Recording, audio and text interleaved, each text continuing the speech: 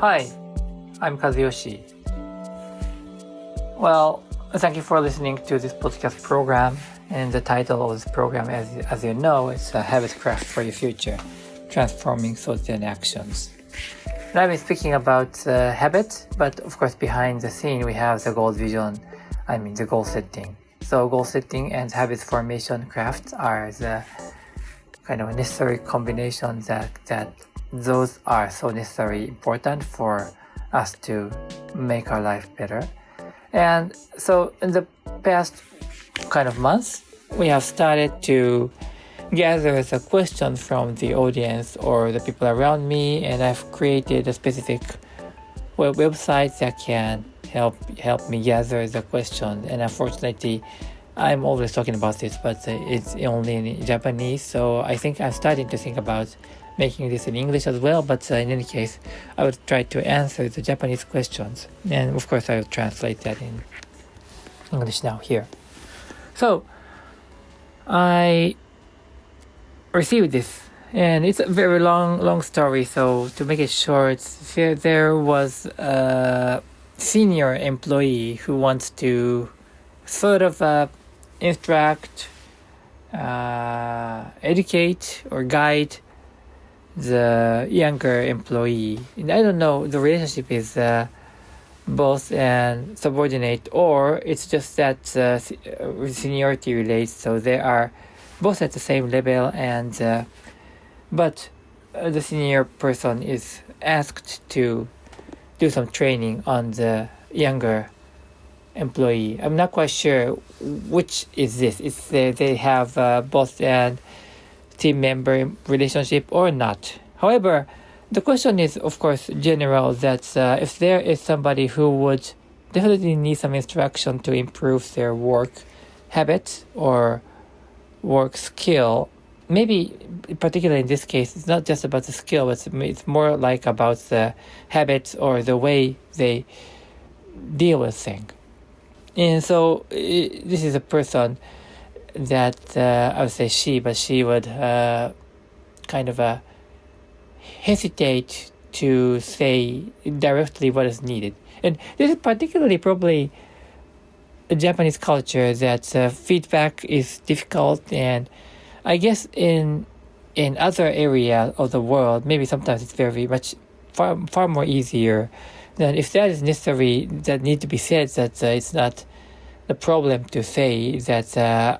I would think the senior person can say what she wants to say, because that's her opinion, and whether that would be accepted by the other younger employee can make a decision on their own. But in Japan's context, it's kind of not so easy to directly say and directly accept the concept. So, but even if we conceive the cultural differences, still it is necessary to understand how we be able to provide the necessary feedback to other people. And of course, again, I'll talk about the same thing, but it really depends on the maturity of the both side, and particularly I'm not quite sure, but the person who receives the feedback, if this person is mature, but this contradicts with the fact that this is a younger employee, but if this person is mature, this person will be able to digest the advice and feedback and will be able to become a better performer. However, the reason I said however is that because this person is supposed to be a younger person, so who should be, in terms of maturity, probably will be not enough. So therefore, it all falls back to the senior person, maybe the boss, or even not the boss, just she is a senior person who would need to provide some advice because to attain the entire performance of this organization. So now it finally falls back to, despite I said that the maturity of the person who receives the feedback is important, but it falls back to the person who will give the feedback. And in my view, of course, it is always related to the goal setting. And of course, there are another topics that we can use the feed-forward or feed-forward thinking in this context. But in this case, probably this is much more like a specific thing that the younger person will need to at least improve something, or at least learn some way of thinking and make a shift. Probably that's better in this case in that environment, and that will be better for the people who will be impacted by this person's performance.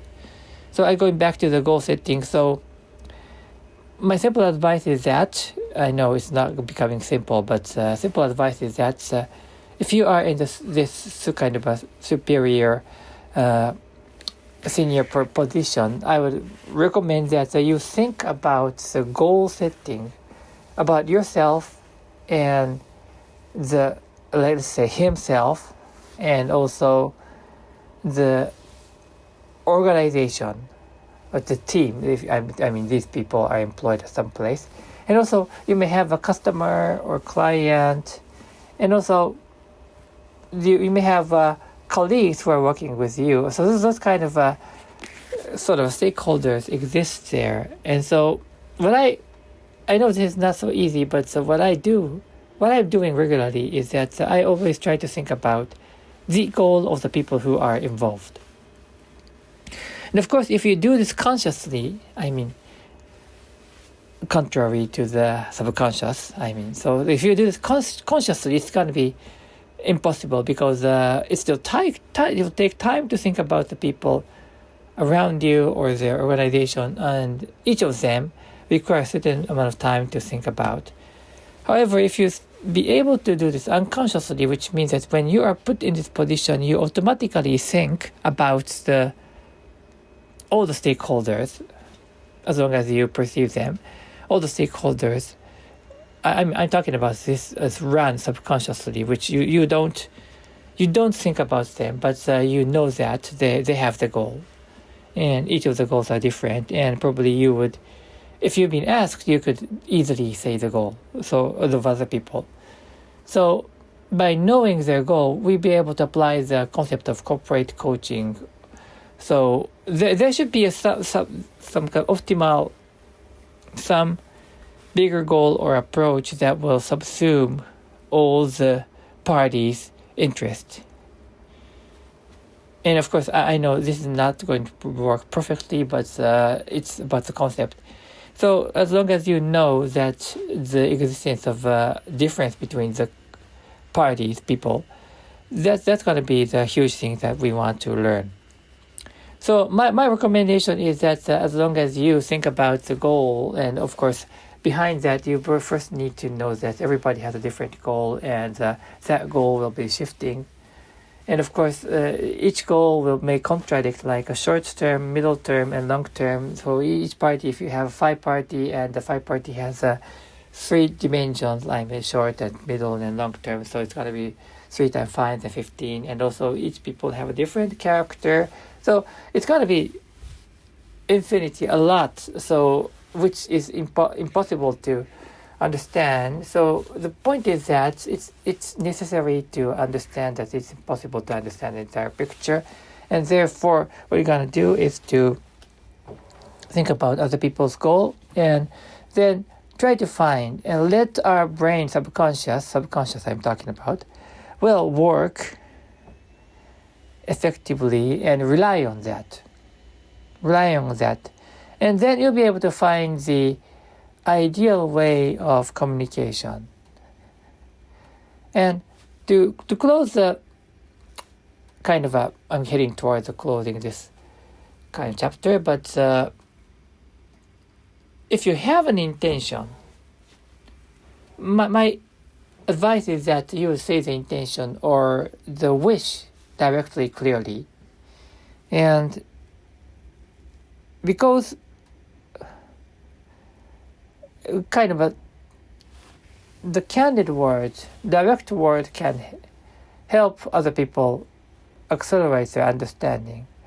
But if it becomes vague, I think this would not be applicable to the English nature, kind of a English-speaking people, but I still keep talking about this is given to the Japanese context. So if you try to give the feedback vaguely, then you would kind of the other people will struggle to understand that, and this makes the process very slow. So my big suggestion is that as long as we understand that there are goals, each individual has goals or each group has goals, and all of them has a different character, and it's very hard to understand all of them, or it's possible to understand all of them. But the important thing is that knowing the fact that there are different people and different interests and the goals are different, and as long as you know that, the way you can communicate with other people will become smooth because you already know that. But this can't be handled consciously, which means that you need to do unconsciously. And then the question will come here, and how do we make it unconscious? And of course, like every practice of golf or tennis, you need to start it consciously. So this totally contradicts what I'm saying, but you definitely need to start consciously thinking about each parties, and the more you do it, you will kind of gather or learn and kind of improve in that way. So the more thinking will lead you to deeper understanding that's going to be consciously. And finally, I pick up the words from this question, and it's quite interesting that she is telling that she wants him to look around and act autonomously, or she has a specific opinion that this person, the other person, should be listen to the customer more and give a proactive advice or consultancy or those kind of things. This person, she has a specific idea of how the other person, in this case he, is working, and so he has a kind of her own version of the ideal way of working. So I don't know if that is true. So in this case, the reason is that each people have a different goal. So if you understand that each people have a different goal, then you can be much more generous, and of course you can be patient, but yet you can be much more candid and specific about how you think the work and the work should be. So that's what I try to say. It starts with the goal setting, but let's be open to the difference. Alright, thank you for listening. That is for today, and look forward to speaking with you again. Bye bye.